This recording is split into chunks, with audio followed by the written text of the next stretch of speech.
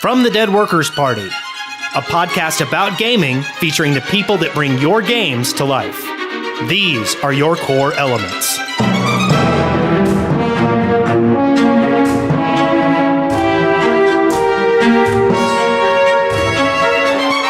Core Elements, episode 48, recorded on August 13th, 2013.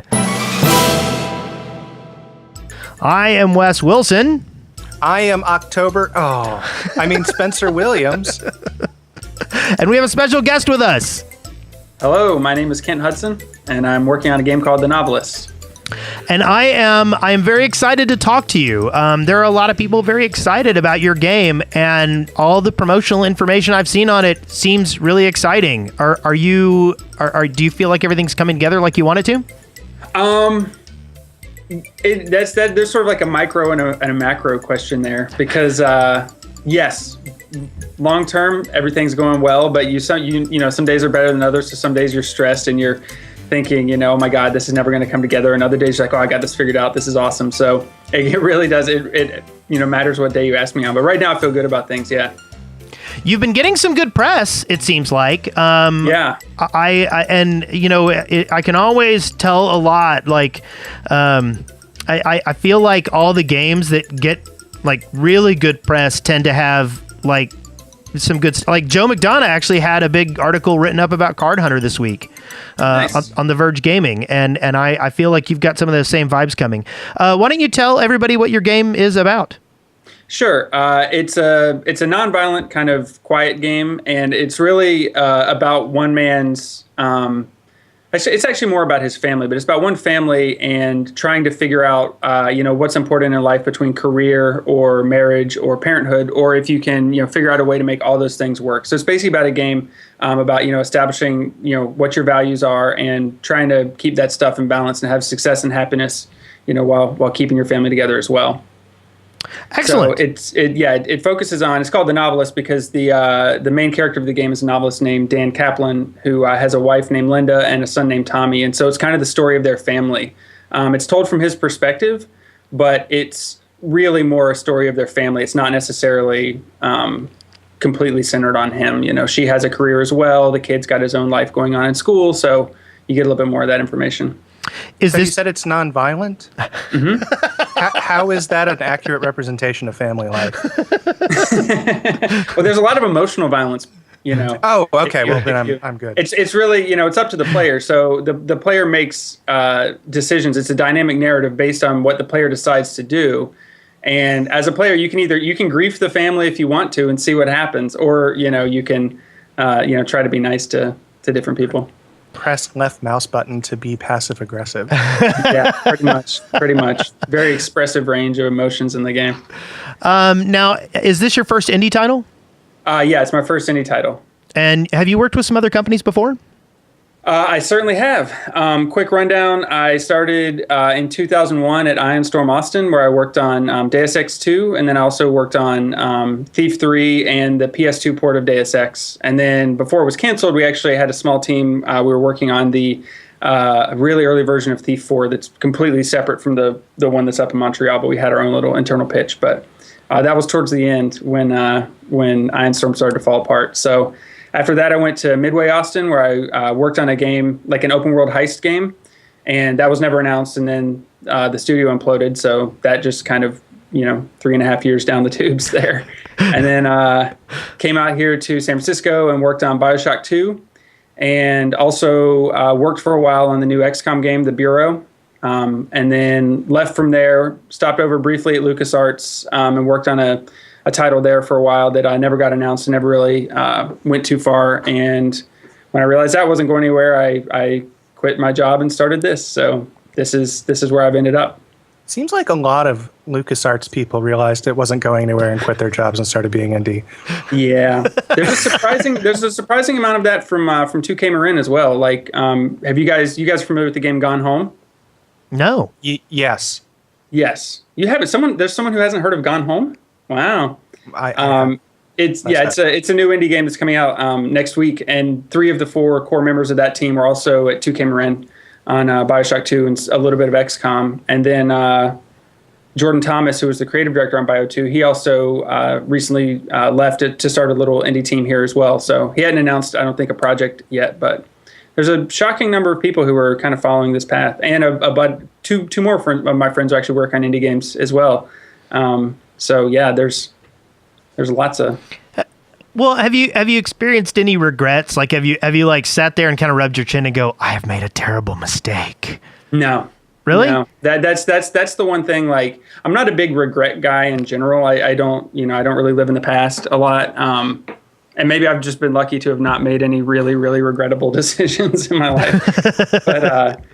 but like actually the only thing if you want to ask about regret is like, I regret the times where I knew a company was in bad shape and I didn't leave soon enough. Like my first two companies, I kind of held on even when I realized things were kind of going downhill. Yeah. And I wish I just learned to recognize the signs and get out sooner. That's funny to me. I mean, it's just it's amazing to me actually, because a key part of my creative life is regret, like constant. I wish I was being serious. I was kidding, but I'm not. Well, yeah, I mean, I'm not saying I don't have negative emotions about all of this. Like, I definitely like regret's just not the one. I don't ever think, have I made a mistake doing this? But I worry constantly about is the game going to be good enough? Is it going? Is this feature good enough? Am I going to bomb? Is this going to tank? Is this going to ruin my career? Like, I have plenty of self-doubt and other things that motivate me. It's just not specifically regret. Like the reason I don't have any regrets about it is that, after, because I spent over 10 years, working at big companies, and after a while, it just gets so decentralized, and there's no real, you can own part of a game, but you can never have like true ownership of something and feel like something's yours and really just make decisions purely for creative goals.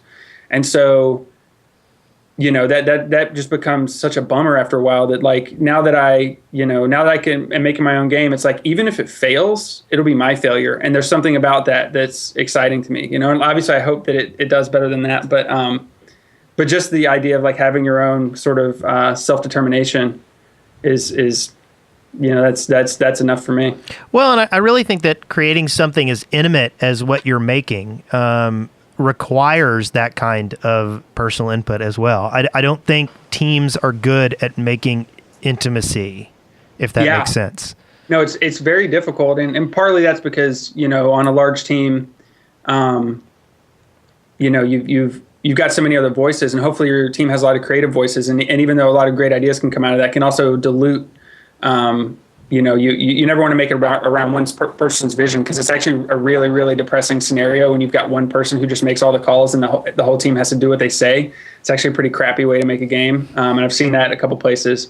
And so it's almost like I wouldn't want other people to have to do my own thing. Like I don't dream of a version of this game I could build with a 50-person team who just did what I said. Like I would show up the first day and be like, okay, you're all laid off. I'll give you a year's severance because you shouldn't be doing my thing. You should all be out there doing your own thing. What is this?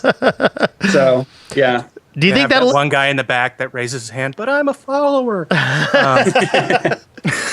Do you think? I mean, do you think that's a decent model for something? Like, do you think there could ever be like a studio of independent designers? Like, do you think you could ever get together and have like a business structure for a bunch of independent creators? It's a really interesting idea. I'm trying to kind of do with gathering of developers, sort of. Weren't they more of a publishing house though? I think they were, but I seem to. I don't know. Maybe I'm misremembering. So. I mean, it's an interesting idea, but I think that when you have small projects, you pretty much just focus in on what your own thing is. Right. But there is something to be said for just being around an environment where people are doing interesting stuff and having easy access to people to like bounce ideas off of. Yeah. Like a buddy of mine down in LA, he's working on an indie game, and he works at a space. He goes to a co-working space a couple days a week, I think maybe 3 days a week, where there's a bunch of other indie developers. And so everybody's kind of there doing their own thing, and there's no association other than, like really being in the same room.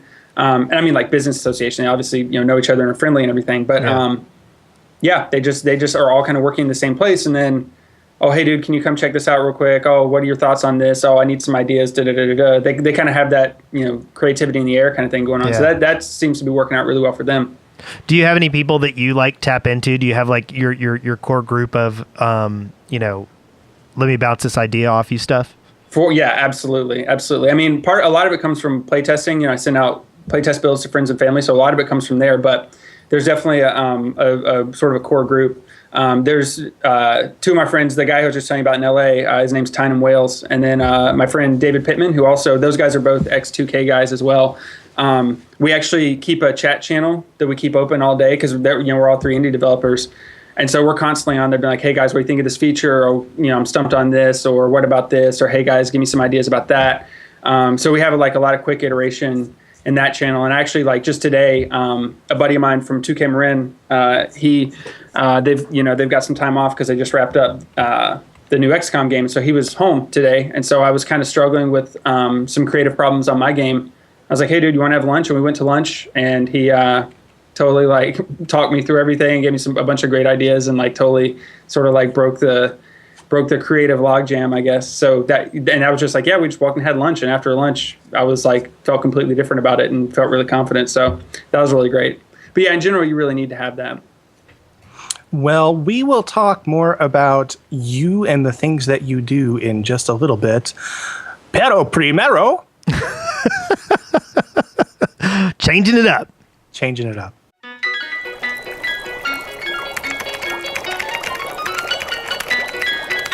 Lab notes. So I have actually been digging into a lot of games this week, even though The Witcher 2 is still staring me in the face and I need to finish it. I finally got around to starting Fez. Mostly because I felt sorry that Fez 2 was not going to exist. And I'm enjoying it so far. I'm really excited to try it out, but I didn't dig that far into it, but I almost feel like I'm playing yesterday's cool game. And I don't like that, but, it's so sad. That game just came out on the PC. I know, but for some reason it feels really old. And I don't know what it is. So much buzz, obviously with Indie Game the movie and it being an indie darling on Xbox, like it's conceptually old, like in the public consciousness, right? Mm-hmm. So, yeah. and people were getting on to Phil Fish about finishing it for a reason. It wasn't like he was on some kind of schedule that was keeping the game going. It's been in the public consciousness a long time. Right. Yeah. And then, but now, as opposed to that, I picked up Spelunky on day one, and I was really excited about it because, everybody from Edmund McMillan to everybody's like, this is the game I have been playing.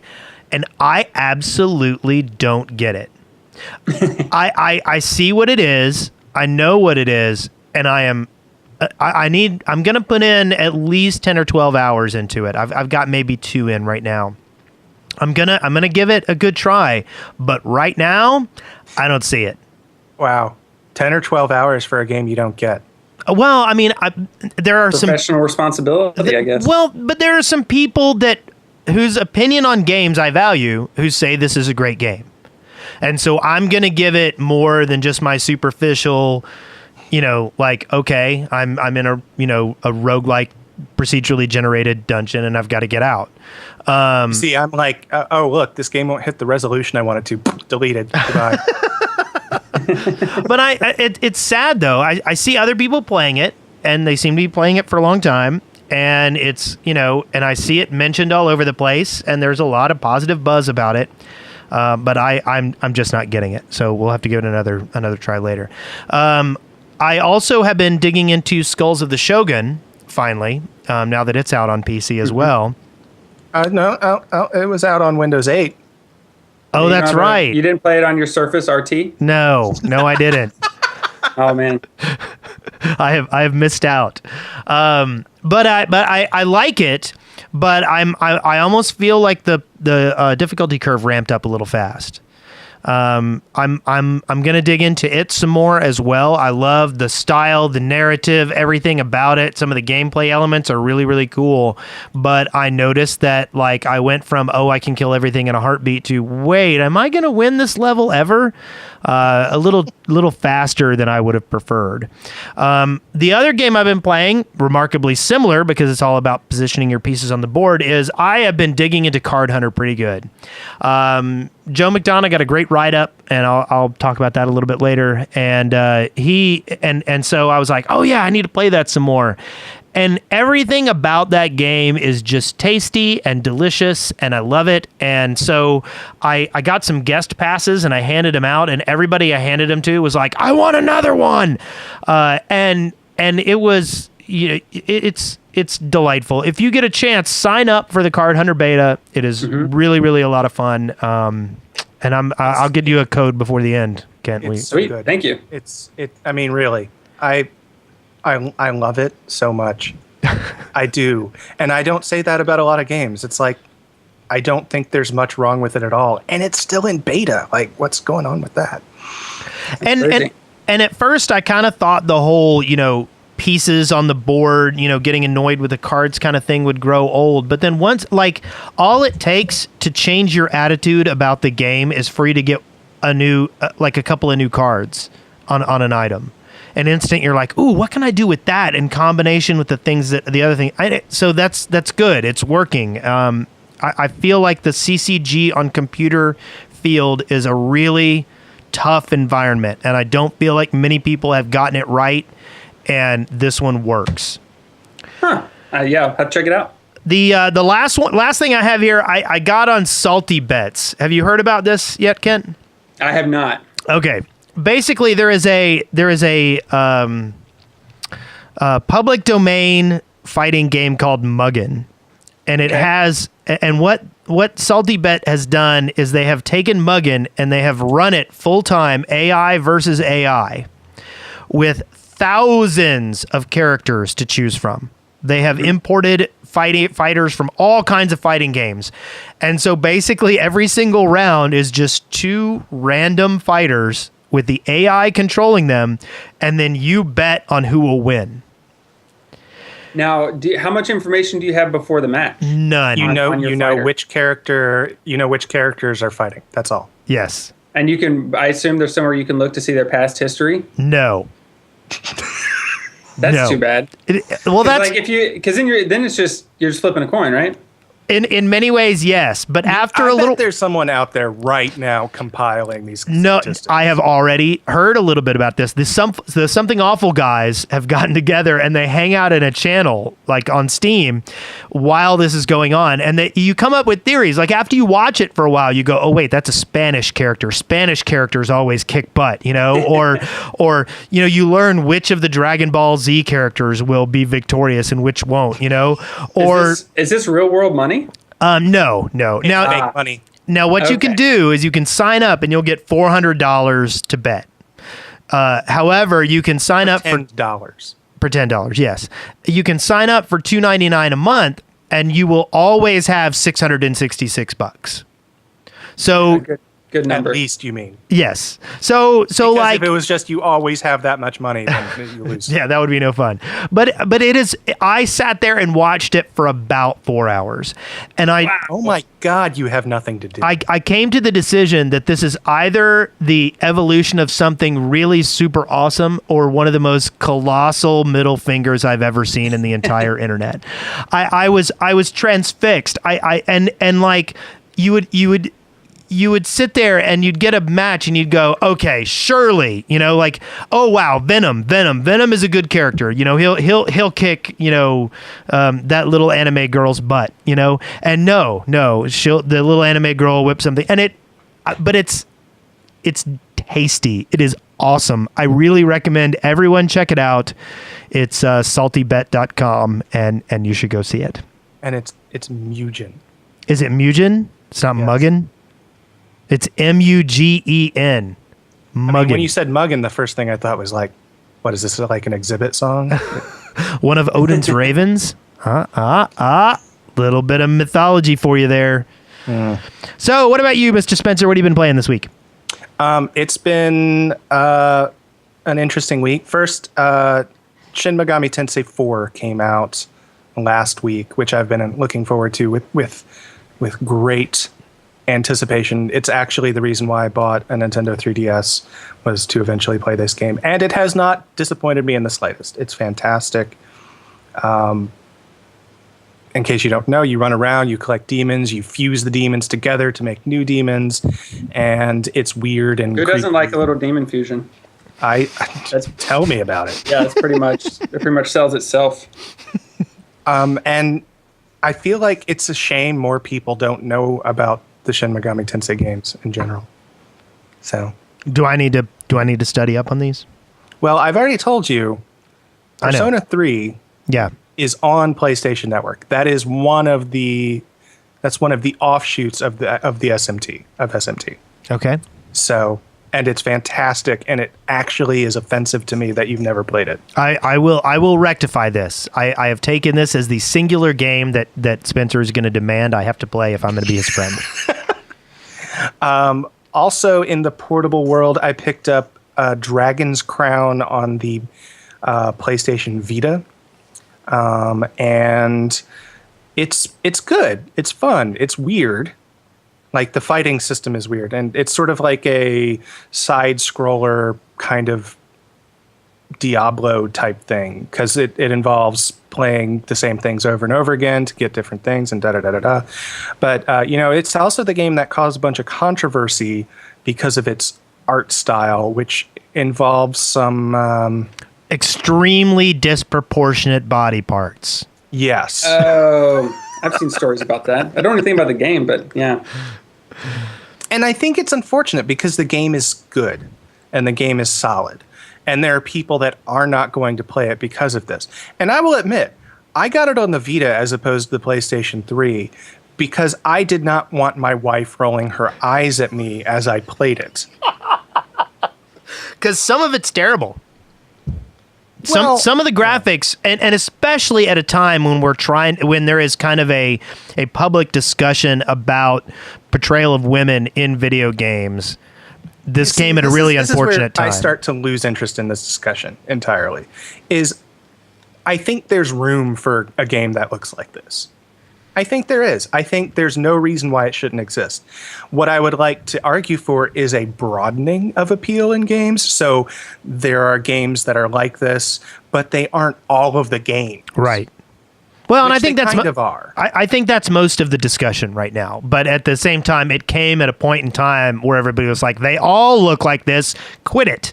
So let's see. The other big thing that I did was I played through Spec Ops: The Line, which has been on my list forever. And I'm going to go ahead and call it Feel Good Game of 2012. that feels like irony. Is it sarcasm you're pulling out on me? Yeah. Okay. If you're not familiar with the game, and Wes, I know you're thinking about spoilers, so I'm not going to spoil anything, but it starts off as a standard shooter. And as the game develops, it turns more and more into this sort of intimate character study of what kind of person would be actually a person in these violent video games that we play. Right. And it's dark and it's you're constantly disappointed in yourself. And that's what I need in my spare time. What you were saying earlier is this sounds, like all that regret stuff you were talking about. Well, maybe a little bit. And this goes into one of my things is I constantly say, games don't have to be fun. And I will say there were times I was not having fun in this game. But that said, I think it was a valuable experience, and I'm glad that I played it. I'm also glad that it was only about 7 hours long. Okay, good. I see. I'm not a huge, military shooter fan, but I've heard a really good thing about Spec Ops: The Line. So if I see it on stale, I'll pick it up. One of the nice things about military shooters is they're always only about 7 hours long. Very heavy content to make. Yeah. So. That's more. That's less time than I'm planning on putting into a Spelunky. So yeah, that's true. That's true. The last thing is somehow, I'm not sure how it happened, but Rocket Demon Productions now has a Minecraft server, and we've been testing it out, and I've been playing around with it. And I know that Wes talks about Minecraft all the time, so I'll just keep this short. But one of my things in Minecraft is I've always said, you know what I'm going to do? I'm going to hollow out this mountain. I'm going to hollow out this mountain by hand, and then inside it I will construct a glass gazebo of every animal in the kingdom. And I tried these enormous projects, and this time, I was like, you know what? I'm just going to build a house. Yeah, we were discussing your multitude of snow globe projects in our Minecraft 3 podcast. different snow globe projects. Yep. Yep. Is that a real life interest bleeding into the world of Minecraft? Absolutely not. No interest in snow globes whatsoever. And actually, I should point out a couple of things. I talk about these a lot on our other shows, but in Minecraft on our The Shaft show, I've discussed we did something recently called the Hardcore Challenge, where basically we went on to a server in hardcore mode and built a fort, and then we did 10 episodes, and we had people like get the codes from each episode, and then we had 10 winners come in, and they had 2 hours to kill us. Mm-hmm. And those videos are on our Dead Workers Play channel. If you want to go check that out, the finale is up, and it's actually a lot of fun. If you get into it, you'll be on the edge of your seat. The other thing is I've been playing a lot of Smite, and we do a show called Dead Workers Party on Smite. And I have really been enjoying the game, and I think High Res has created something really high quality here. And as my go-to, I need to wake up, I need some energy game, Smite is it. Pretty much I log on, I play a couple of games, I'm on the edge of my seat, I'm having a great time, and I'm ready to play whatever else. So Kent, what have you been playing? Hello. What have you been playing? Mostly my games, sadly. I'm just trying to find bugs and get the playtest stuff together. I've been playing a lot of Plants vs. Zombies 2. Really? Which I really, really love. And I didn't get into the first one that much for whatever reason, but I don't know. Whatever it was, Plants vs. Zombie 2 totally hooked me. I beat the game on the test server test flight build, and then wiped that and got the real game, and have actually just recently beat it 2 days ago. So yeah, nice. Yeah. I'm excited about what that. I did with the first one. I beat it multiple times and then just kept playing it for no discernible reason. Yeah, this one I don't know if the first one had it, but this one has a lot of reusing the maps for new challenges and stuff to get additional stars, and so it's got a really, really long life, which is great. There's a lot of really cool challenges and new mechanics and stuff. So, well, yeah. I think there were only 4 maps. So. Yeah, this is a huge There's 3 different overworlds. They've all got pass through them. It's almost like Super Mario World, and wow. Unlock different paths and stuff. Yeah, it's insanely good. I love it. It's a really, really great game. And then let's see, the other game I played recently was State of Decay on the 360. Have you guys played that? No. Oh man, open world zombie game. I don't even have a 360 anymore. I'm not. I'm actually not much of a console gamer. My PC has eaten it all. Yeah, it's coming out on PC at some point. It's super great though, because zombies, as we know, are pretty played out fiction, but they actually. They did the thing that good zombie movies and zombie books do, where the zombies are almost in the background, and what it really becomes is, talking about the breakdown of society and people turning on each other and stuff like that. It's crazy, crazy systemic. You can build and shatter relationships. There's morale. You build your own base that you can move around the world. All these open world quests. Anyone in the story can die at any time. Well, actually, after their introduction cutscene, so. People can die. You switch between multiple playable characters, and you're trying to manage the morale of your group, and people will get depressed, and all of a sudden you have to go take them out to kill zombies to cheer them up, and all this stuff. It's totally crazy. You have to take them out to kill zombies to cheer them up. Yeah. No, seriously, you go up and they'll be bummed out, and you're like, "Hey, dude, let's get your mind off this," and you go out and kill some Zeds. It's pretty great. It's a super weird systemic, and it's crazy janky. It is barely held together by duct tape. It's so buggy. But but like in an endearing way. Like, I love this game. I'm not dogging it. Like, that game, oh, so good. Now I want to just call it a day on this podcast and go play some more. But, but yeah, no, seriously, check that out. That one's really, really great because it just has so much interesting stuff with like the social dynamics, and it's so simulated. Like when you switch characters, your other characters, it's like a lot of playable characters. You can recruit people to your camp and stuff. The other characters will go off and do their own missions, and sometimes you'll just come across them in the world. Like, it's not even faked. Like, you'll come across them, scavenging for ammo. It's super great. Well, that's kind of cool. Yeah, it's a really great game. Well, okay. Is that it? Yeah, those are my only two games. Mostly I'm just heads down on mine. Well, and that's not surprising. We actually, of the last 5 shows, we've been surprised. I think 3 of the developers there had enough time to play other games. Yeah.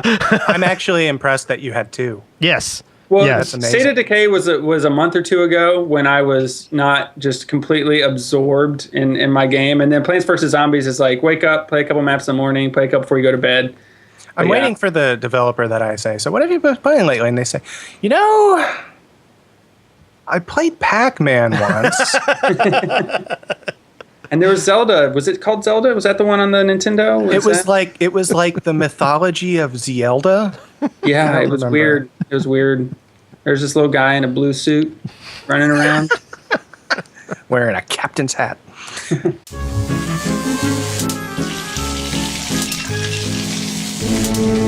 Eureka! Ow! So regular listeners to the show will know that we have 3 sponsors that we primarily promote. First off, we have Audible. If you want to go and get 30 days free with Audible, you can go to audibletrial.com/coreelements. Get 1 free book and a 30-day free trial of Audible. It is well worth checking out. If you haven't, go get one, and you will also be supporting the show. Also, a lot of good stuff going on with Netflix right now. They just got, I think, up the first half of the latest released season of Breaking Bad. I also have started watching Orange is the New Black on Netflix. So you can get a 30-day free trial of Netflix. Try all this stuff out. Go to netflix.com/deadworkersparty. Additionally, you can go to lootcrate.com and get a delivery of cool, geeky swag delivered to your home or office every month. And we will give you $3 off your Loot Crate, and all that will be in the show notes if you want to go to ce.deadworkers.com and find it. So, Can I just say real quick, I started watching Orange is the New Black. I've only watched 1 episode, and I knew nothing about it other than the fact that it was supposed to be really good, and I turned it on. My wife was in the room, and I was like, "Oh my god, so much lesbian sex!" Yeah. It's it's probably comparable to the amount of man-on-man sex in Oz, which is a great television show. Yeah. I never watched Oz. Oh, Oz is so good. Really? I mean, it's one of the most difficult shows you'll ever watch because of nihilistic violence. But on a like boob to wang ratio, where are we at? Are we at like? Oh, man. I mean, there's obviously 2 boobs and 1 wang for every person. It's been a long time since I've seen Oz, but you know what? You need to watch it again with like a counter in your hand and click every time you see wang. Well, the funny thing was there's got to be a website for it. They even referenced Oz in Orange is the New Black. When she first gets processed in, he goes, "This isn't Oz here," right? Which I thought was pretty hilarious. Yeah. Okay, so where am I? Okay.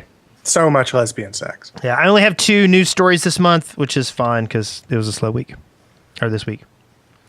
So it seems that the internet is victorious in another one of their battles. The Xbox One will not require the Kinect to be hooked up at all points in time. I do believe it will still be included. Everyone will get a Kinect with their Xbox One, but it will not have to be turned on for the thing to work. And Redditors across the globe are chanting their victory with great fervor.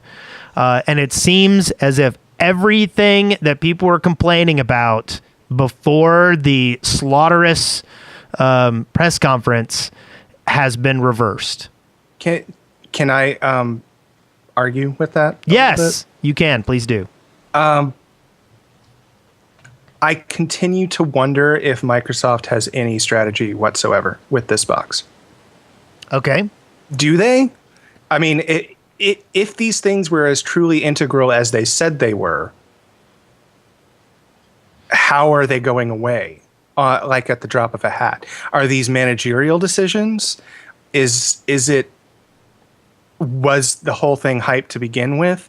You know, there's a certain like subset of people that are disappointed at all of the changes, saying that because Microsoft is listening to consumers, they are no longer going to be delivering the experience that they had promised, which, you know, fair enough. There are things that are going to be lost because of these changes, and that's a fair point.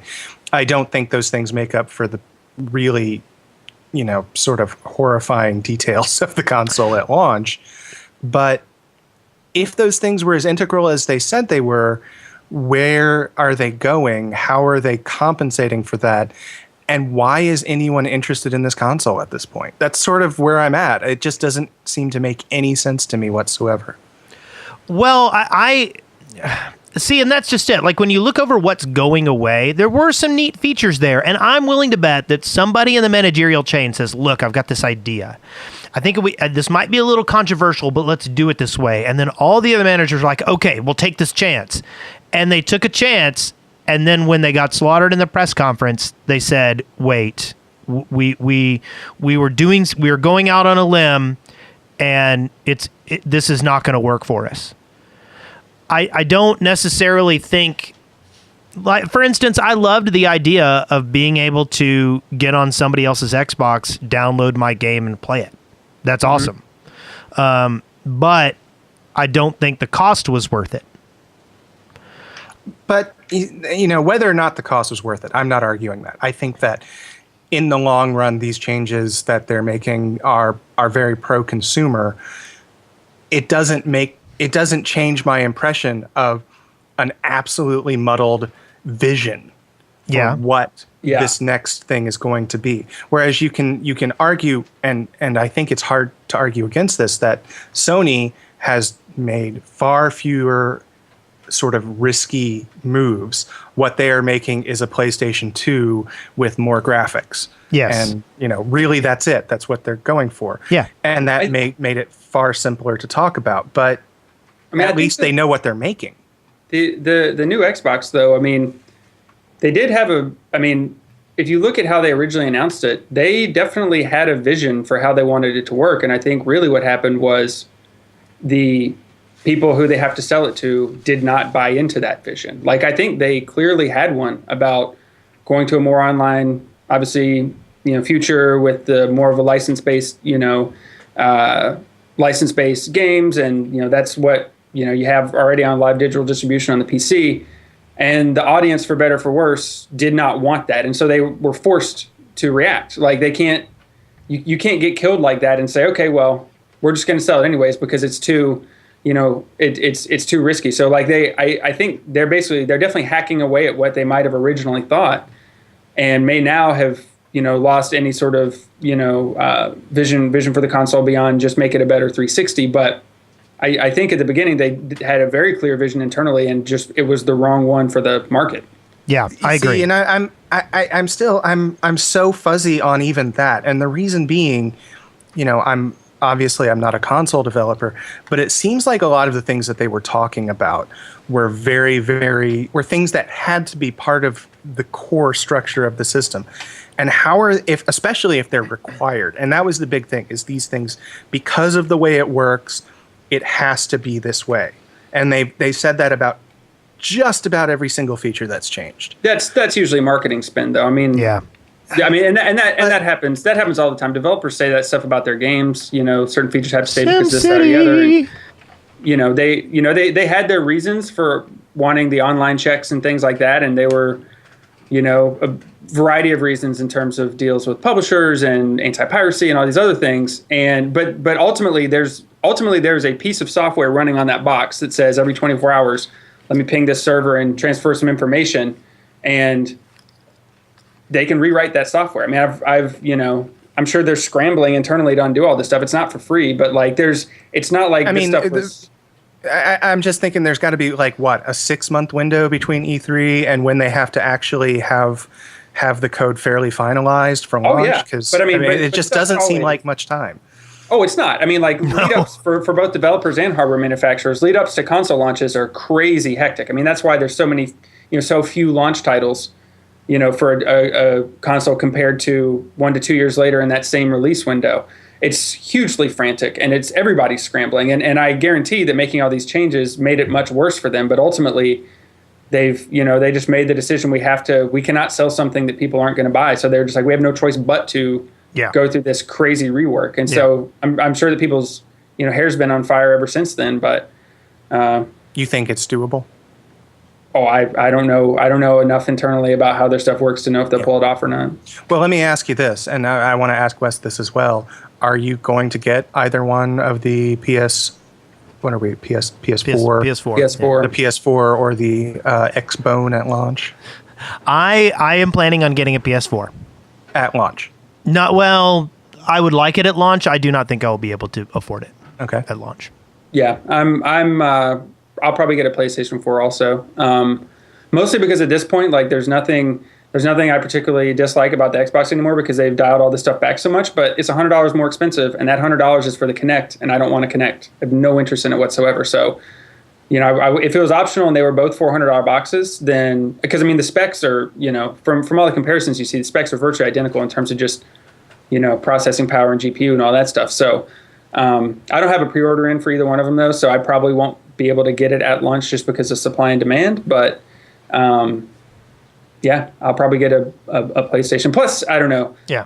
Even though now Microsoft has opened up the publishing for indies, the fact that Sony did that proactively and came out in support of it and aggressively pursued it.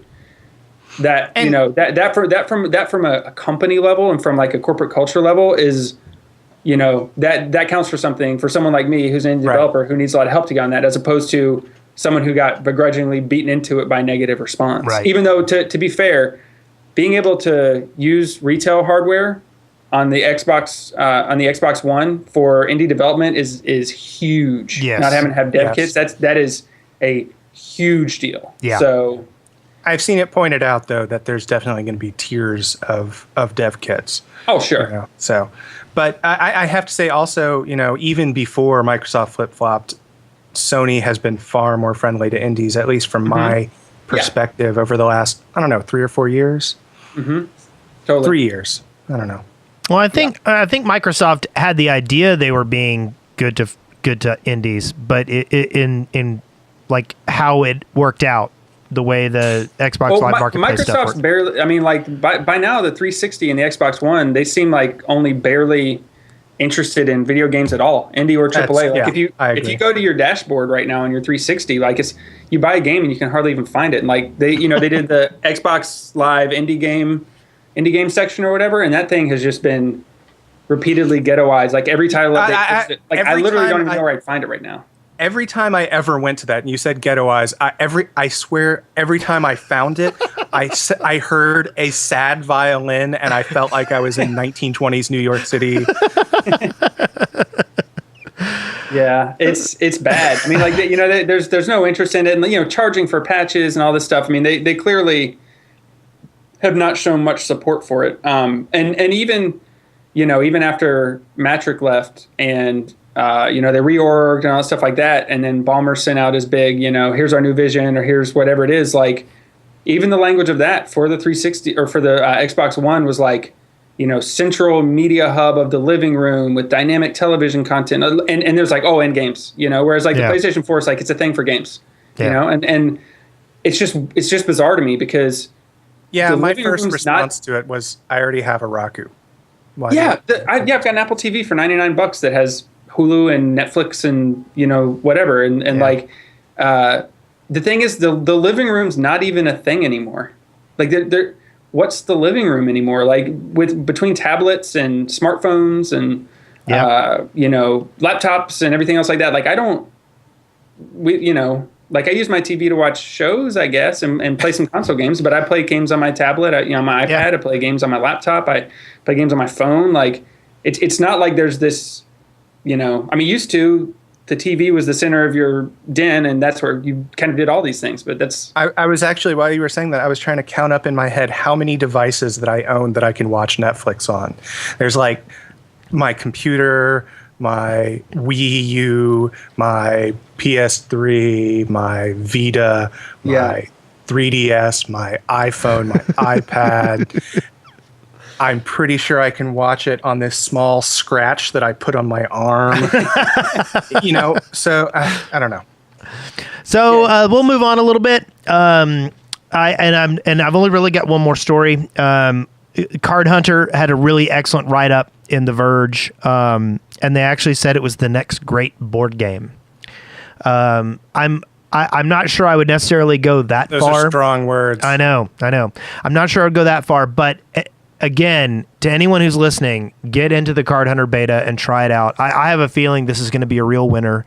And as far as I'm concerned, it's the best online card game I've played yet. I'm pretty sure the last time Wes and I agreed with each other about a game to this point was Team Fortress 2. Yeah, it's been a while. Wow, that's a long time ago. Yeah. Inspiration. So you're doing this game called The Novelist. Fess up. You wanted to become a novelist, didn't you? No, I didn't. I actually wrote a very bad novel one time during the National Novel Writing Month thing because all my friends were doing it. And it ended up taking me, I finished it like 3 years later because I lost interest like halfway through. And I finished like 3 years later and it's like 40,000 words. Did you shop it around at all? Oh, God, no. I finished it and was like, I finished it. And then it's in a folder somewhere. Like, it's not remotely good enough to publish. Based on the horrid abomination I just read that I got for free off of Amazon, you could put it up there. That is true. You can self-publish anything. But the problem is that two of my good friends and former mentors back from the Ironstorm days, Harvey Smith and Ricardo Baer, they both published novels this year that are like great. They're like really well received, good reviews, stuff like that. So it's like I can't be like, the third Ironstorm designer who's like, yeah, check out my thing, and it's just a dumpster fire of a novel. So it's not right. Writing actually is not something that comes easily to me at all, or that I, to do it even at above average level takes a lot of time for me. But no, I don't. This is not about my aspirations to be a novelist. I love making video games.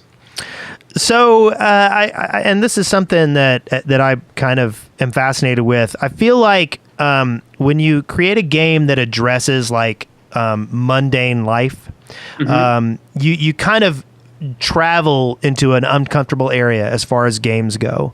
Like that beginning part of Heavy Rain where you're just moving dishes and walking around the yard. I mean, you're learning the controls and there's a point to that, but you're aware you're kind of in this mundane, boring playground.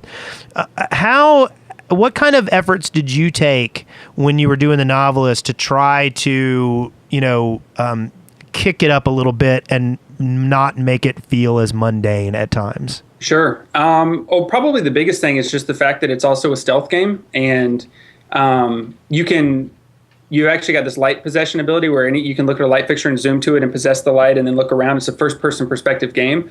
And so there's actually, between the stealth and having like a really sort of fantastical movement mode, it's actually really fun and fluid to just zoom through the house, and all the lights are kind of set up so there's little pathways to get through the house. So, you're kind of reading all this heavy stuff about these people having doubts about their marriage, or, the kids having trouble in school, or, their relationships going off the rails, or his book is failing and his publisher's going to cut off his advance, and all these sort of like depressing situations, but you're kind of having a good time zooming around and kind of checking it out. So I tried flying from light to light distracts you from the. Yeah. Well, I wanted it because if you think about it, this game, it's primarily a narrative game. Like the whole point of the game is that you create the story, and the only through line of the narrative is how these relationships develop. So how is his book going? How is his marriage? And is he being a good father or not? And every chapter in the game has you make a different decision that's based on those three axes, and you have to pick one. And so if you choose to work on your book for one chapter, then your wife gets a little more mad at you and your kid thinks you don't love them. And you have to start trying to spin these plates and balance things and navigate your own path through the game. So you're dealing with all this heavy stuff. But if you think about it, it could have been a 2D pixel art game. It could have been a sim style, isometric clicking on people game. It could be a third person, there's all kinds of different genres that it could have been, right? Like you could sort of filter this narrative type gameplay into anything, really. Yeah. And so I wanted it to be something that kept you close to the characters, which is why it's, you're kind of confined in this house with them. You're moving through the same space as them, and you're zooming around these lights. And you can leave the lights too and walk around. But when you're doing that, you're visible to them. So that's where the stealth stuff comes in. So there's definitely some sort of tense moment-to-moment gameplay around that stuff. But it also kind of has the benefit of you being in that space with them. And it kind of, I hope that it connects you to them a little bit more. And especially to enter their memories, you have to actually sneak up behind them, almost like you're going to blackjack somebody in a stealth game. And so there really is that sort of like tense stealth element at times when you're trying to, enter someone's memory and explore that for more information about the scenario. Cool. And, Spencer mentioned earlier that, we have this discussion about whether games need to be fun. Mm-hmm. And I think that a lot of times when you're creating what I would consider to be a truly artistic experience, something that's applicable to all people, sometimes like fun is a spoiler to that. Like it kind of, right. It's an extra distraction. And do you think that's necessarily true? Do you think that like do you have to be super subtle to make something fun and poignant at the same time? That's a really big topic, because even the word fun is so overloaded with different types of fun. I don't think that games, quote unquote, need to be fun. It's kind of like saying that all movies have to be comedies, right? Like, I think that a game needs to have something that engages you, and that could be, just a fun core mechanic that's just really enjoyable from muscle memory and twitch reflex to do, and that's awesome. It could also be something you're really engaged with the characters or the stories or some of the dynamics. I mean, I've been playing this game. I should have mentioned it in the previous segment, but I've been playing this game called Papers, Please. Have you guys seen that game at all? I've recently acquired it, and I have not played it. Oh, man. Yeah. You want to talk about a game that's not fun in any way, but is totally fascinating and engaging and riveting? Whew. That game is, it's amazing. And the thing is like, it's not fun like he tried to make it fun and failed.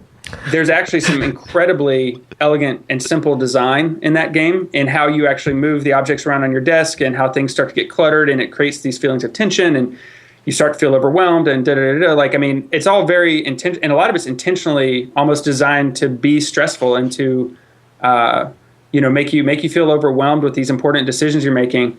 And like you're getting behind and confused and all these sort of things you would, connote with negative emotions, but it's doing it for a purpose, in the same way that, sometimes a movie will have an uncomfortable scene that's difficult to watch, but it's got emotional power that you would never say, wow, I didn't like that movie because of that. You say, wow, that really moved me, or that really engaged me with it. And that's the kind of thing that Papers, Please does. It's a deceptively simple framework for a game that when he layers in the complexity, it's amazing. So I definitely don't think that games need to be quote unquote fun. I mean, I just think they need to be engaging, and there's many ways that, you can become engaged with that. And so in my game, I'm trying to, have people get engaged with the characters and really get invested in the decisions that they're making, because you see how this family is morphing. So if halfway through the game, your wife's about to leave you, or the kid's, so depressed that the wife's, wondering what to do about it, or you terrible father, and all these other things.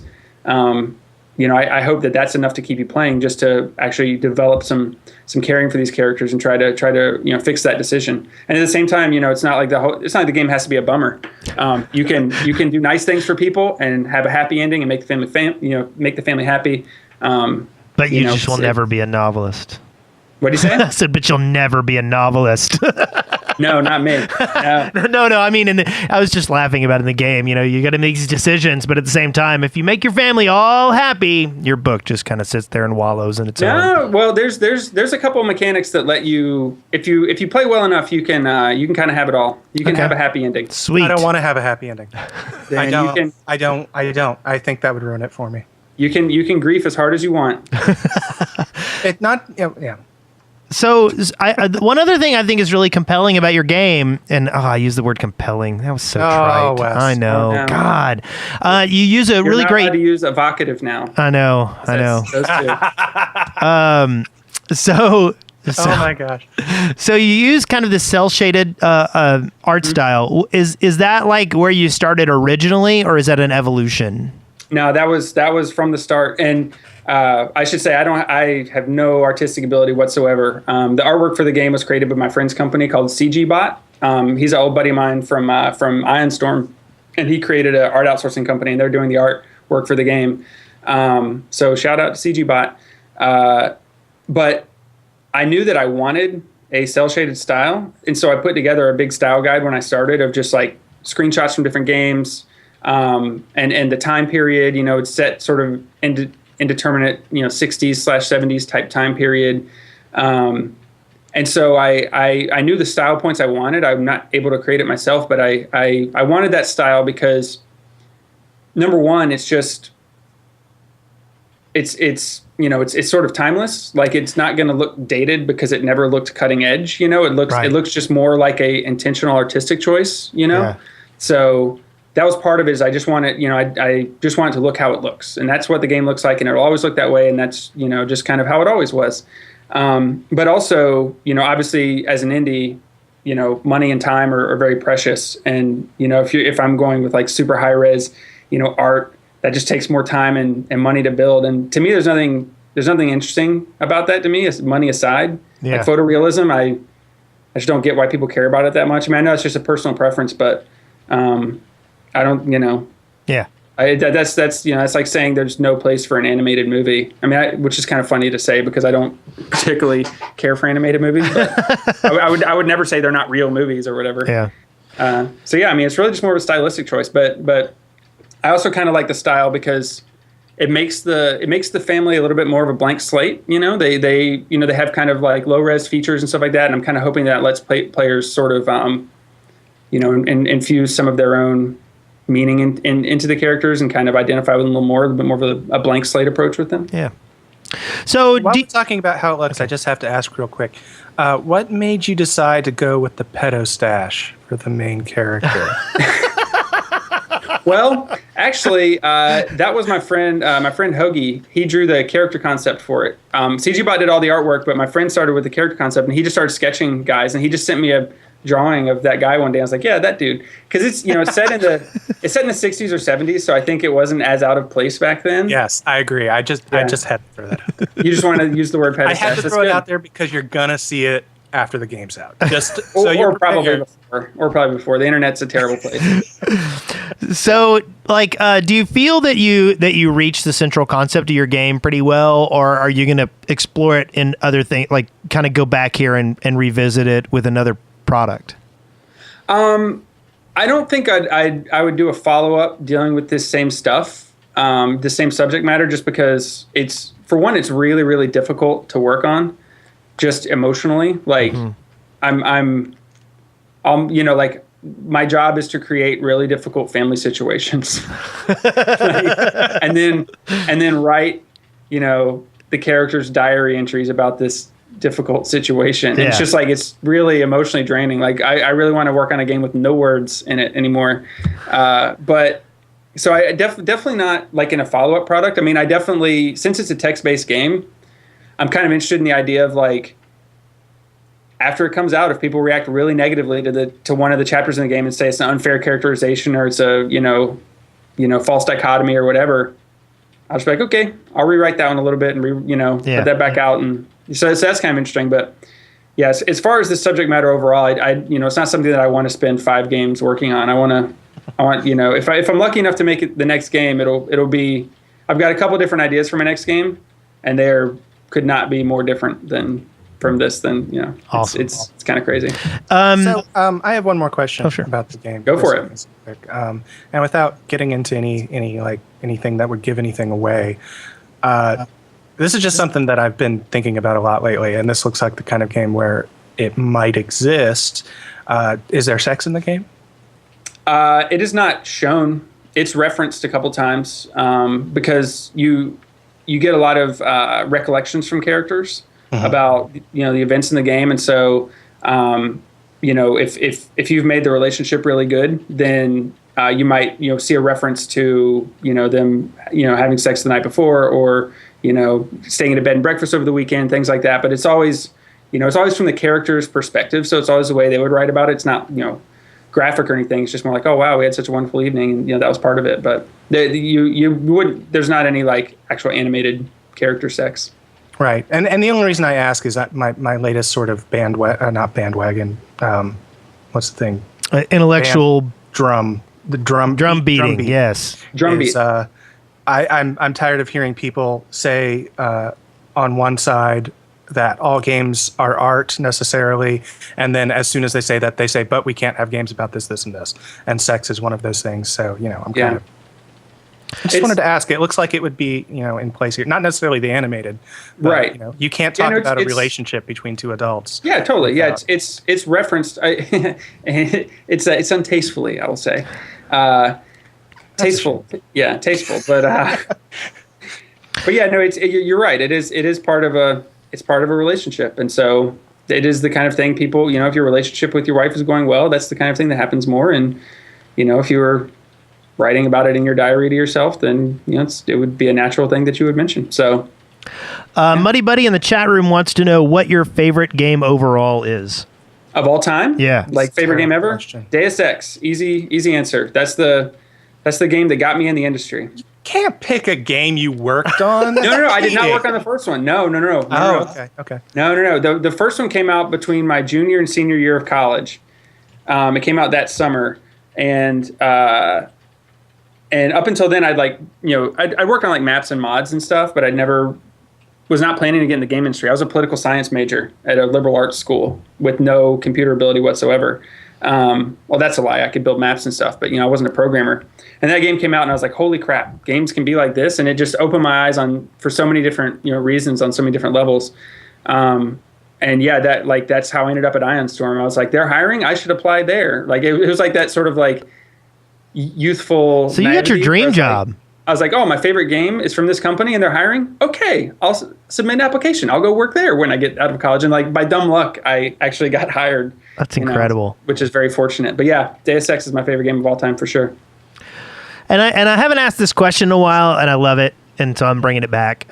Is there something in the game that you're working on that, like, when you look at it, you recognize that it's kind of like it's something you put in there? It's like a touch that no other individual could have added to that game other than you. Yeah, there's actually a lot of that. It's not an autobiographical game. It did not start off as this game about a dude and his family.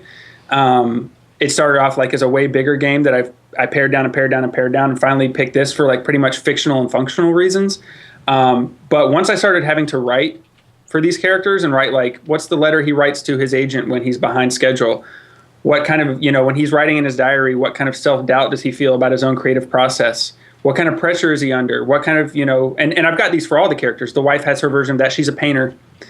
So, she has her own struggles with her career and things like that. But for the guy specifically, he's, trying to be a novelist, and I'm, making games. And so I started identifying a lot with those struggles of being in an isolated creative profession. So a lot of the stuff you read from him is stuff I identify with like really strongly, and is sort of thinly veiled, versions of things I struggle with myself in terms of, pressure and expectations and stuff like that.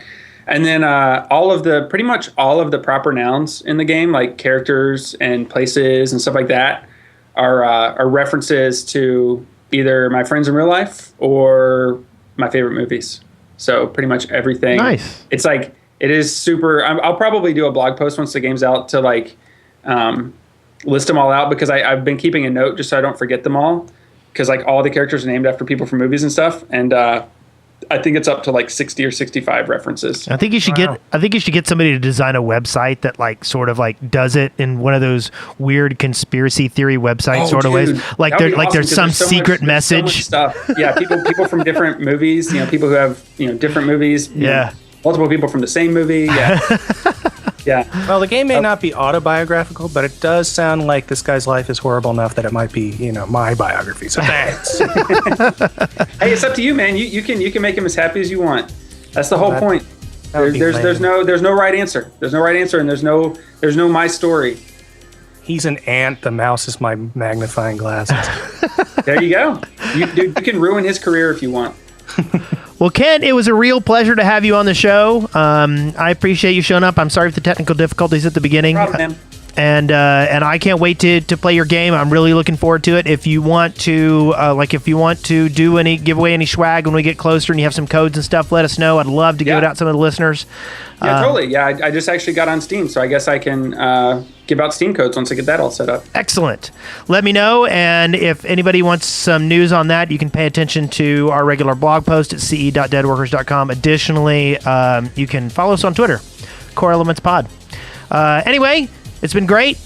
We're going to play a Minecraft adventure map now, so anybody who's watching the stream can kind of stay tuned. But in the meantime, Kent, Spencer, have a great week. Thanks a lot, Bye-bye. guys.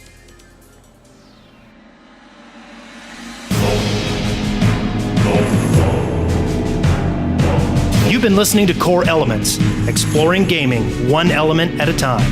A podcast by the Dead Workers Party. See the show notes and get more information at coreelements.deadworkers.com or leave us a voicemail at 256-812-1010.